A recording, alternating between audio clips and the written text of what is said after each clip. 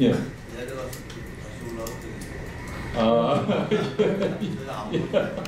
너무 편한 대로 하셔도 되겠습니다. 죄송합니다. 제가 아주 불편하게 해드렸습니다. 우선 앞부분은 빨리빨리 가겠습니다. 잘 아시다시피 처음에는 아주 뭐 험한 말이 오가면서 아주 분위기가 험악했었죠. 그랬다가 갑자기 이제 태도 변화가 일어나면서 우리 정부의 노력도 많이 있었고요. 그래서 태도 변화가 일어나면서 갑자기 평화 무드가 조성이 됐는데 뭐 역사적인 남북 정상회담 잘 아실 거고요. 이거는 이제 더 드라마틱하게 싱가포르에서 회담이 있었고, 사실은 이때 이제 뭐 이 회담에 대한 평가는 굉장히 다양했습니다. 저도 처음에는 뭐 워낙 이전에 기대치를 높여놨기 때문에 대단한 합의가 나올 거라고 기대하고 있다가 나중에 보니까 이거 뭐지? 혹시 내가 빠뜨린 문서가 있나? 이렇게 생각을 했어요. 근데 아주 원론적인 합의지만 아까 교수님도 말씀해 주다시피 일단 정상 간의 신뢰를 회복했다는 면에서는 분명히 의미가 있는 회담이었다, 이제 이런 평가였던 것 같고요. 이제 시작이다. 저는 이렇게 생각을 합니다. 그래서 오늘 이제 폼페이오 장관이 가서 과연 뭐를 들고 나올지 모르겠지만 이제부터 본 게임은 시작된 거다, 저는 그렇게 생각을 하고요. 이거 보면 이제 얼마나 이게 사람들마다 시각이 다른지 알 수 있습니다. 뭐 심지어 트럼프 대통령은 뭐 칠면조 빨리 꺼내면 뭐 못 먹는다라는 얘기부터 해서 존 볼턴은 끊임없이 압박하죠. 1년 안에 다 해야 된다 이런 얘기하고, 이제 최종 지금 정리된 미국의 입장은 시간표 안정하겠다라는 게 이제 오늘까지 알려져 있는 입장이고요. 해커 교수 같은 분은 이거 뭐 한 방에 안 될 거다, 최소 15년 걸리지 않느냐 이런 얘기를 하는데요. 기술적으로 보면 뭐 상당히 시간이 걸릴 거다라는 게 이제 사실 원자력 기술 전문가들의 시각이긴 합니다. 그래서 이제 제가 그 부분을 좀 중점적으로 말씀드리겠습니다. 이게 현재 우리가 와 있는 단계는 이제 대화에서 협상 단계에 와 있는 거죠. 북미 정상회담 끝나고 과연 이제 뭐를 합의해가지고 실제 이행을 어떻게 할 거냐. 근데 이행의 핵심이 보면 출발은 북한의 신고로부터 시작하는 거죠. 북한이 핵 활동을 뭘 했는가를 일단 성실하게 신고를 해야 되고요. 검증이라는 건 일단 신고한 내용에 대한 검증이 우선입니다. 그래서 이제 핵 활동을 검증하고 그 다음에 만약에 조금이라도 미심쩍은 게 있으면 추가적으로 다시 검증을 하고, 이런 과정을 거쳐서 이제 서로 합의하에서 폐기하고 해체하고 그 이후에는 이제 그 상태를 계속 유지하려고 해야 될 거고요. 이런 일련의 노력들이 필요한데 이것들은 이제 상당히 어려운 문제다. 이게 국제정치적으로 뭐 복잡한 함수관계를 푸는 거는 정치하시는 분들이 할 일이고, 그렇지만 이거를 현실화시키는 건 사실 과학기술자들의 역할이 굉장히 중요하다, 저는 이렇게 생각을 합니다. 그래서 제 발표에서 제가 쟁점을 크게 세 가지로 나눠서 좀 말씀드리겠습니다. 첫 번째 쟁점은 이제 북핵 검증에 관한 거고, 두 번째는 좀 더 중장기적으로 폐기 및 해체에 관한 문제, 세 번째는 제가 보기에는 아마 가장 어렵고 가장 중요한 문제라고 생각하는 북핵 관련 인력의 관리 및 전환에 관한 문제, 이 세 가지에 대해서 짧게 말씀드리겠습니다. 검증은 이제 우선 첫 번째 단계니까 아주 핵심이고 가장 시급한 현안이죠. 여기에 이제 기술적으로 보면 도전 요소가 다른 나라, 예를 들어 이란이라든가 뭐 리비아라든가 이런 나라의 검증하고는 약간 차이가 있는 것 같아요. 북한은 이미 지금 전주기 원자력 기술하고 제조 기술을 확보한 상태고, 일단 규모가 어마어마하고요. 도대체 뭐가 있는지 잘 모르는 상태에서 이걸 다 검증할 수 있겠느냐라는 게 이제 사실 기술적으로 굉장히 어려운 도전적인 요소고요. 단기간에 이게 정확한 검증을 과연 어떻게 할 거냐. 그래서 이제 초기에는 뭐 비핵화가 이행돼야 지원해주겠다 이렇게 했기 때문에 굉장히 단기간에 저게 가능할 거냐에 대해서 이제 회의적인 시각을 가진 분들이 되게 많았는데, 지금 뭐 돌아가는 얘기를 보면 결국은 단계적으로 갈 수밖에 없지 않느냐, 이제 이런 얘기들이 나오는 것 같습니다. 이 예를 들어보면 자발적으로 핵 포기하겠다고 한 남아공 케이스도 3년이 걸렸습니다. 그 다음에 리비아 같은 경우도 그 핵 개발 수준이 북한하고 비교도 못할 정도였지만 2년이 걸렸고요. 제가 전해드린 얘기로는 뭐 예를 들어 리비아의 핵사찰을 위해서 이제 미국의 국립연구소들이, 원자력 전문가들이 리비아에 들어가서 작성한 보고서, 리비아의 이제 그 핵 관련 시설에 대한 기술적인 보고서들이죠. 그거를 8만 페이지를 적어서 미국 정부에 제출했다, 이런 얘기를 들었습니다. 그러니까 이게 기술적으로 들어가기 시작하면 굉장히 많은, 그리고 굉장히 까다로운 일들이 기다리고 있을 거다라는 거고요. 그래서 결국은 이거는 우리가 사실 저 검증의 단계에서 어느 정도 우리가 참여할 수 있을지, 그리고 솔직히 우리 국내의 기술 역량을 가지고 어디까지 우리가 할 수 있는지는 굉장히 불확실합니다. 일단 북미 간의 합의가 어떻게 이루어지는지가 굉장히 중요하고요. 솔직히 저희도 연구소 내부에서 여러 번 검토를 해봤는데 저희가 못하는 부분이 분명히 있어요. 그래서 과연 실제로 그러면 한국 들어와서 검증해봐라 할 때 우리가 과연 어디까지 할 수 있느냐, 이것도 여전히 퀘스천업을 합니다. 그래서 생각해보면 이거는 누구나 다 그런 그 검증에 관한, 사찰에 관한 전문가들은 그런 얘기합니다. 이게 한 나라가 들어가서 해결될 문제는 아니고 국제사회의 이른바 검증 역량을 총동원해야 가능할 거다. 그리고 그 중에 일부는 분명히 우리나라 역할이 있을 거다라고 생각을 합니다. 보시다시피 이제 가장 핵심은 아마도 많은 분들이 얘기하지만 영변 시설은 어느 정도 알려져 있기 때문에 영변을 제외한 나머지 시설 중에 이제 가장 의심스러운 제2의 비밀 농축 시설이 과연 있느냐 없느냐, 그리고 거기에서의 활동을 어느 정도 북한이 공개할 거냐, 이것들이 이제 핵심이죠. 뭐 원자력 하시는 분들은 잘 아시겠지만 영변발전소 같은 경우는 그나마 운전 이력이라든가 뭐 탄소 그 그래파이트에서 샘플 채취해서 실제로 플루토늄이 어느 정도 생성됐는가를 계산해낼 수 있겠지만 농축시설 같은 경우에 뭐 몇 년간 수년간 운전한 거를 총량이 얼마냐, 그거를 파악해내는 건 사실 기술적으로 뭐 굉장히 어려운 일입니다. 운전 이력을 아주 성실하게 신고하거나 그 다음에 테일러스의 양을 정확히 알기 전에는 파악하기 힘든 일들이라 그런 것들이 이제 과연 제대로 될 거냐라는 게 이제 그 핵심의 검증의 핵심이고 걸림돌이 될 거다, 이렇게 생각합니다. 그래서 일단 굉장히 충실한 신고가 필요하고요. 거기에 따른 광범위한 사찰이 요구될 겁니다. 뭐 어떤 보도에 의하면 이른바 뭐 그러니까 possible military dimension이라고 얘기하는 뭔가 의심 시설들이 한 200개 이상 된다, 뭐 이런 얘기도 하지 않습니까? 그거 어떻게 일일이 들어가서 다 확인할 거냐. 그리고 일반적인 국제 사찰의 개념에서 보면 군사 시설들은 다 빠지잖아요. 그럼 이제 미, 북 간의 합의된 시설에 대한 사찰만 이루어질 건데 도대체 그게 합의가 어디까지 이루어질 거냐는 이제 굉장히 많은 불확실성이 있는 거고요. 한다 그러면 도대체 전문 인력은 다 있는 거냐, 그 다음에 시간은 얼마나 걸릴 거냐. 예를 들어서 환경시료 같은 거를 채취해가지고 오면 분석하는데 최소 한 달에서 2달 정도 걸립니다. 시료 하나 분석하는데. 저희 연구소에 있는 이제 IA 인증을 받은 N-월이라는 시설이 있어요. 아주 미량 성분 원소들을 평가할 수 있는 아주 클린룸을 갖춘 랩이 있습니다. 거기서 1년 동안 맥시멈으로 분석할 수 있는 샘플의 양이 30개입니다. 국제원자력기구 전문가들한테 물어봤더니 아마 국제원자력기구가 뭐 자기의 자체 역량이든 또 같이 할 수 있는 기관을 동원하든 연간 할 수 있는 샘플 계속 500개? 그럼 도대체 샘플을 몇 개쯤 가져와서 분석을 해봐야 되느냐? 이게 도대체 시간이 오래 걸린다면 그 시간 동안 그러면 뭐를 할 거냐? 뭐 따라서 합의가 뭔가 계속 진행돼 갈 건데 검증을 그렇게 오랜 시간이 걸리면 어떻게 할 거냐? 이런 문제들도 있는 거고요. 어쨌든 뭐 이 과정에서 이제 제가 좀 궁금한 거는 뭐냐 그러면 우리 역할이 뭐냐라는 겁니다. 일본 같은 경우는 일본 패싱론도 나오고 하니까 상당히 적극적이에요. 또 국제원자력기구 사무총장이 일본 사람인 것도 그렇고요.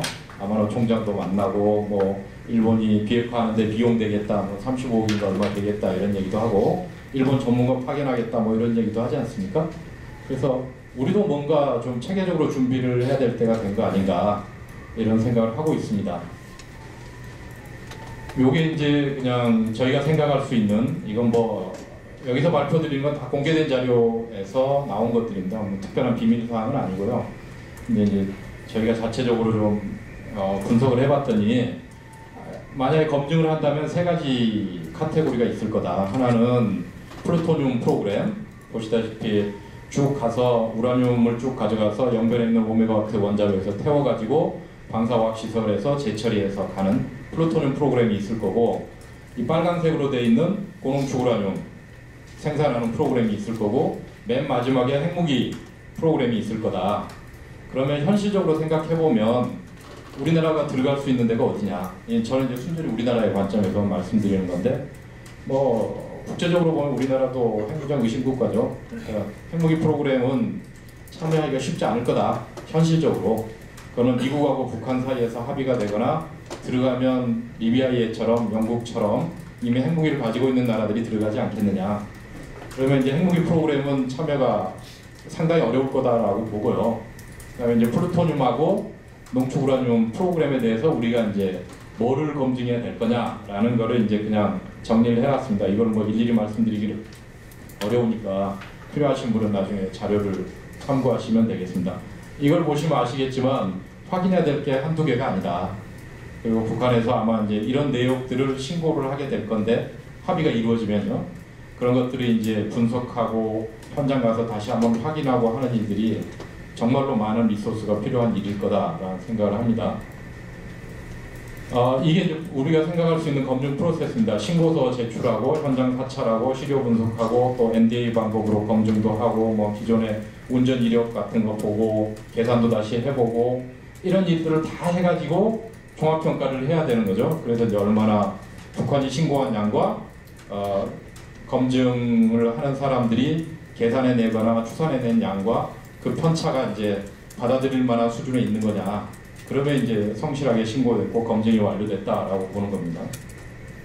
두 번째 쟁점입니다. 이거는 이제 폐기나 해체인데 과거에 이제 2차 합의 때 보면 중간에 불능화라는 얘기를 합니다. 불능화라는 게 일단 시설 동결해놓고 더 이상 핵무기 생산을 하거나 그거를 더 이상 못 쓰도록 예를 들어서 영변 원자로에 있는 저기 반응 노제가 제오봉 같은 게 들어가는 이 튜브에다가 콘크리트 같은 걸 부어버리는 거죠. 그러면 이제 원자로를 제어를 못하니까 못 쓰는 거죠. 그다음에 뭐 방사학 시설 안에도 이제 보통 셀이 여러 개 나눠져 있지 않습니까? 그러면 첫 번째 그 솔벤트 쓰는 그 셀에다가 콘크리트 부어버리면 그걸 가장 제거하기 힘드니까 이제 그거는 영구 불능화가 됐거나 최소한 몇 년에 걸쳐서 복원이 힘들 거다라고 이제 불능화를 보는 건데 이게 뭐 불능화가 반드시 필요한지 어쩐지는 모르겠습니다. 어떤 경우는 직접 해체나 폐기로 들어갈 수도 있는 문제고요. 이거는 이제 아마도 이거는 그 참가하는 나라들의 이해관계가 다를 수 있다라고 봅니다. 그래서 미국 같은 경우는 시설의 완전한 해체에는 관심이 없을 수도 있어요. 불능화가 돼서 더 이상 못 쓰게 되면 그 미국의 위협이 안 되는 거기 때문에 그걸로 충분히 만족할 수 있고요. 우리 입장에서 보면 한 걸음 더 나가서 저게 어쨌든 남북한 평화 공존 체제가 이루어진다고 보면 해결해야 될 폐기물 덩어리인 거죠. 그래서 이제 예를 들어서 이럴 수도 있다라는 거죠. 불능화를 빨리 하기 위해서 콘크리트를 부었더니 나중에 시설을 해체하는 데는 그게 오히려 훨씬 많은 어려움을 가져오기도 하더라. 그렇다고 뭔가 단기간에 불능화를 안 할 수는 없으니 해체에 뭔가 악영향을 미치지 않고 불능화할 수 있는 방법이 뭐냐 이런 것들도 기술적으로 고민을 해봐야 된다라는 겁니다. 그리고 보면 시설들도 사실 우리가 할 수 있는지 없는지 좀 되게 솔직히 자신하기 어려운 시설들이 많이 있습니다. 흡연감속로 같은 경우 영국도 제대로 못 듣잖아요. 그거 지금 당장 뜯어낼 수 있겠습니까? 그러면 뭔가 다른 식으로 동결하고 뭐 불능화 시켜놓고 아주 지연해체, 우리가 흔히 얘기하는 지연해체 방식으로 갈 수밖에 없지 않을까 이런 생각도 들고요. 습식 재처리했던 방사화학 시설 사실 저희 물론 핫셀을 가지고 있고 그런 거를 운전해본 경험은 있지만 도대체 저희가 어떤 식으로 오염돼 있고 어떤 식으로 저기를 클린업 해야 되는지 경험 없습니다. 그걸 이제 뭐 경험이 있는 나라들이 할 수도 있을 거고 아니면 우리나라가 이제 저거는 뭐 당장 하루 이틀 해야 될 문제가 아니기 때문에 차근차근 준비해서 할 수도 있겠죠. 그래서 그런 면에서 보면 정말로 준비나 우리가 뭘 할 수 있는지부터 확인해 봐야 되고 그 다음에 뭐를 더 앞으로 해야 되는지 파악하는 게 굉장히 중요하다. 그 다음에 이제 뭐 거기 폐기물들 되게 많을 거 아닙니까? 그냥 상식적으로 생각해 보면 그것들 어떻게 핸들링 할 거냐. 이게 어쨌든 체계적으로 계획도 세워보고 물론 합의가 된 이후에 이제 필요한 일들이지만 이런 준비들이 굉장히 필요하다 이렇게 말씀드리겠습니다. 이거는 그냥 참고로 보십시오. 이게 해체 대상 폐기물 시설들이 이런 게 많이 있을 수 있다. 채광, 정년, 해결료 제작, 농축, 재처리 이런 것들이 이제 실존하고 있기 때문에 저것들을 어떻게 다 기술적으로 깔끔하게 마무리 지을 거냐 하는 것들이 우리한테 큰 숙제가 될 거다. 이거는 이제 원자로만 지금 따로 뽑아놓은 건데요. 여기 평양에 있는 미인계 시설부터 해서 뭐 5메가와트 실제로 저기 가장 많이 가동된 거죠. 그 다음에 아주 소규모의 뭐 IRT 2000 이런 것들 결국은 이제 폐기가 됐든 뭐 해체가 됐든 대상이 될 겁니다. 저런 것들에 대한 충분한 정보도 없기 때문에 이걸 정말 어떻게 기술적으로 우리가 핸들링할 거냐 이런 것들은 차근차근 준비가 많이 필요할 거다 이렇게 말씀드리고 싶습니다. 이거는 그냥 일반적인 해체 절차를 생각을 해본 겁니다. 시설 운영 정지하고 특성 평가하고 해체 계획 수립해서 이제 사업 시행을 하게 되는 거죠. 그러면 보시다시피 이게 몇 년이 걸릴지 모릅니다. 대충 뭐 최소한 20년 이상 걸리지 않겠느냐. 물론 뭐 완전한 해체까지 가는 데는 정말 얼마나 걸릴지 모르겠지만, 세 번째 이제 제가 말씀드리고 싶은 게 그 인력 관리 문제인데요. 근데 뭐 이거는 뭐 정확하지는 않지만 여기저기 나온 소스들을 보면 주로 이제 김일성 종합대학 김책공대 졸업한 사람들이 북한의 이제 원자력 핵심 인력을 이루고 있고, 아주 고급 인력이 뭐 200명, 그다음에 이제 그 산업에 종사하는 어쨌든 핵무기에 관련된 프로그램에 종사하는 사람들이 6,000명에서 뭐 최대 15,000명 될 거다 이런 게 이제 언론에도 나오고 뭐 여러 발표에도 나오는데요. 이 사람들을 어떻게 이제 관리할 거냐 하는 문제가 남아 있습니다.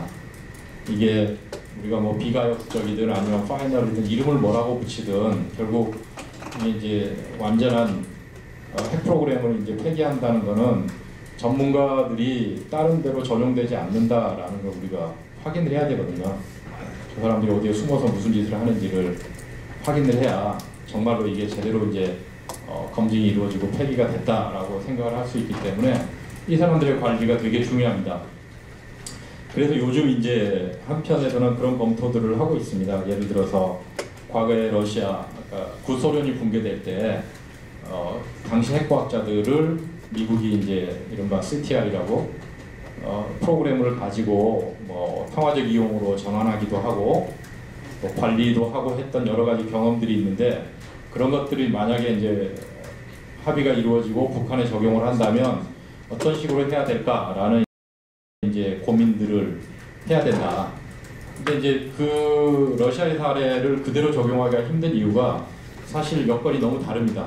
그러니까 러시아의 CTR, 그다음에 CTR 프로그램 하에서 만들어졌던 이른바 ISTC 국제 사이언스 앤 테크놀로지 센터라는 거, 그런 걸 통해서 이제 러시아 핵과학자들한테 펀딩도 주고 연구과제 주고 심지어 살 곳도 마련해 주고 이런 여러 가지 액티비티들이 있었는데, 그런 액티비티가 가능했던 이유는 당시에는 소련 체제가 붕괴가 됐어요.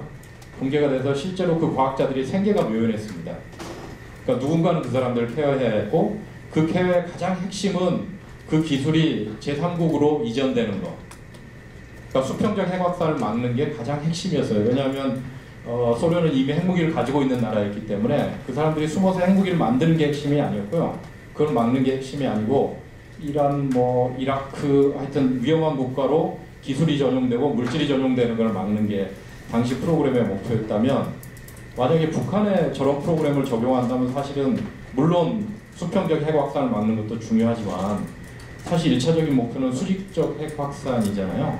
평화적 분야에 계속 두면서 핵무기를 만들거나 어떤 비밀 프로그램에 투입되지 않도록 관리하는 거. 그래서 약간 성격이 굉장히 다르다라는 거고요. 아까 말씀드린 대로 러시아 같은 경우는 체제가 붕괴됐기 때문에 생계를 지원하는 방식으로 펀딩을 해주고 하지만, 북한 같은 경우는 아주 굳건한 체제가 여전히 있는 상태일 거고 합의가 된 상황에서, 그다음에 북한이 핵과학자들을 우리한테 내놓겠느냐.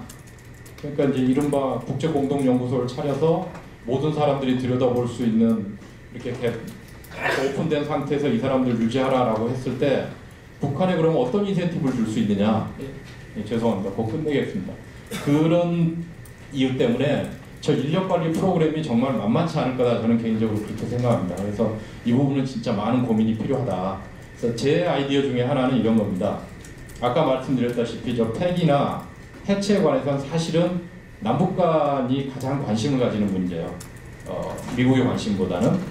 저런데 실제로 현장에서 저걸 설계하고 운영했던 그 전문가들, 북한의 핵 전문가들을 활용하는 게 실제 효율적인 해체나 폐기에도 굉장히 도움이 될 거고요.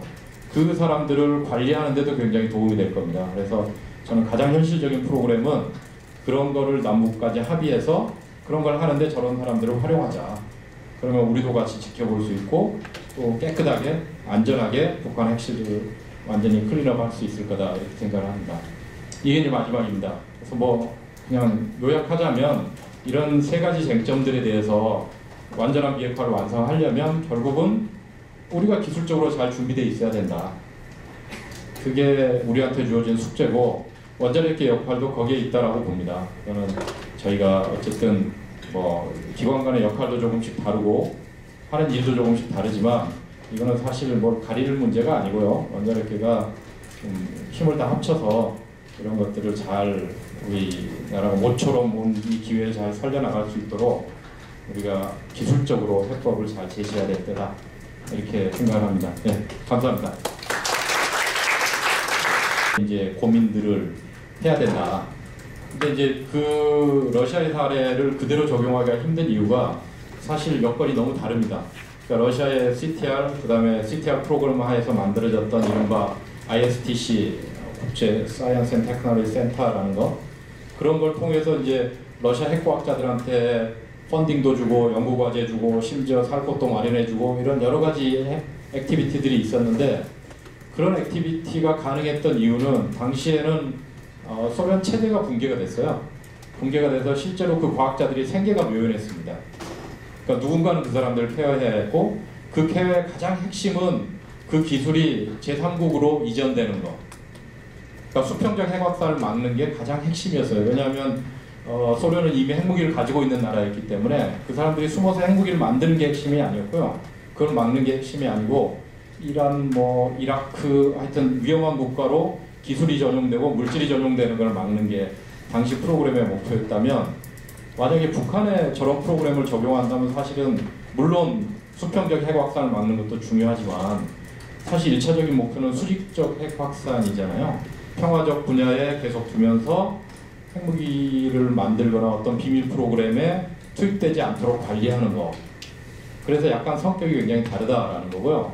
아까 말씀드린 대로 러시아 같은 경우는 체제가 붕괴됐기 때문에 생계를 지원하는 방식으로 펀딩을 해주고 하지만, 북한 같은 경우는 아주 굳건한 체제가 여전히 있는 상태일 거고 합의가 된 상황에서, 그 다음에 북한이 핵과학자들을 우리한테 내놓겠느냐. 그러니까 이제 이른바 국제공동연구소를 차려서 모든 사람들이 들여다볼 수 있는 이렇게 오픈된 상태에서 이 사람들 유지하라라고 했을 때 북한에 그러면 어떤 인센티브를 줄 수 있느냐. 죄송합니다. 곧 끝내겠습니다. 그런 이유 때문에 저 인력관리 프로그램이 정말 만만치 않을 거다, 저는 개인적으로 그렇게 생각합니다. 그래서 이 부분은 진짜 많은 고민이 필요하다. 그래서 제 아이디어 중에 하나는 이런 겁니다.